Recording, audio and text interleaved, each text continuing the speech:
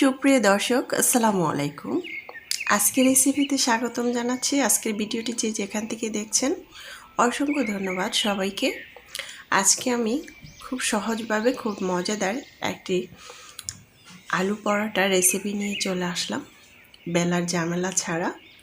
খুবই মজাদার, এটা সহজ করে নিচ্ছে। আমি এখানে আলু সিদ্ধ করে ম্যাশ করে নিলাম, তারপর পেঁয়াজ কুচি 2 টেবিল চামচ, কাঁচামরিচ কুচি 2 টেবিল চামচ, ধনেপাতা কুচি 2 টেবিল চামচ, তারপরে এখানে একটু পরিমাণ হলুদের গুঁড়া আর চাট মশলা নিয়েছি হাফ টেবিল চামচের মতো, নিয়ে স্বাদ মতো লবণ দিয়ে সুন্দর করে আমি এটাকে মিক্স করে নিলাম। তারপরে আরেকটি বাটিতে আমি 1 কাপ পরিমাণ ময়দা নিয়েছি। আপনারা চাইলে এখানে আটা ব্যবহার করতে পারেন। আমি খুব সুন্দরভাবে একটু একটু করে পানি দিয়ে একটি গোলা তৈরি করে নিব।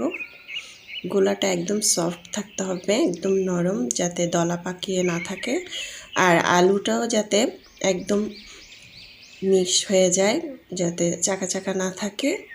তো খুব সুন্দর করে কিন্তু গোলাটা তৈরি করে নিয়েছি। দেখুন পাতলাটা কতটুকু হয়েছে। তারপরে চুলায় একটি প্যান বসিয়ে এখানে আমি একটু পরিমাণ তেল দিয়ে ব্রাশ করে নিচ্ছি সুন্দর করে চারপাশ দিয়ে। চুলার আঁচটাকে একদম মিডিয়াম লো করে হালকা প্যানটাকে গরম করে আমি একটি কাপ দিয়ে হাফ কাপের মতো দিয়ে দিলাম। দিয়ে সুন্দরভাবে এভাবে ঘুরিয়ে ঘুরিয়ে এভাবে গোল একটি শেপ বানিয়ে নেব। তারপরে কিছুক্ষণ রাখলেই দেখবেন খুব সুন্দর একটি কালার চলে আসবে। তখন আমি এটাকে উল্টিয়ে দিব। উল্টিয়ে দিয়ে সাইড থেকে একটু পরিমাণ খাবার তেল দিয়ে দিলাম, দিয়ে সুন্দর করে এভাবে উল্টিয়ে নিচ্ছি। আর উপর থেকে এভাবে চেপে চেপে দিলে দেখবেন খুব সুন্দরভাবে ফুলে আসছে। আমি কিন্তু এভাবে সবগুলো তৈরি করে নেব। খুবই মজাদার, খুব সহজভাবে আলুর পরোটা হয়ে গেল।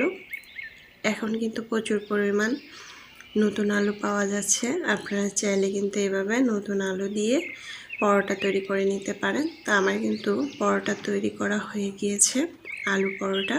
আশা করছি রেসিপিটি ভালো লেগেছে। ভালো লাগলে অবশ্যই লাইক দিয়ে সাবস্ক্রাইব করে পাশে থাকবেন। এটা গরুর মাংস, ঝোল, ভুনা ডাল যে কোনো কিছু দিয়ে খেতে অসম্ভব মজার হয়েছিল। গরম গরম পরিবেশন করে নিচ্ছি। আল্লাহ হাফেজ।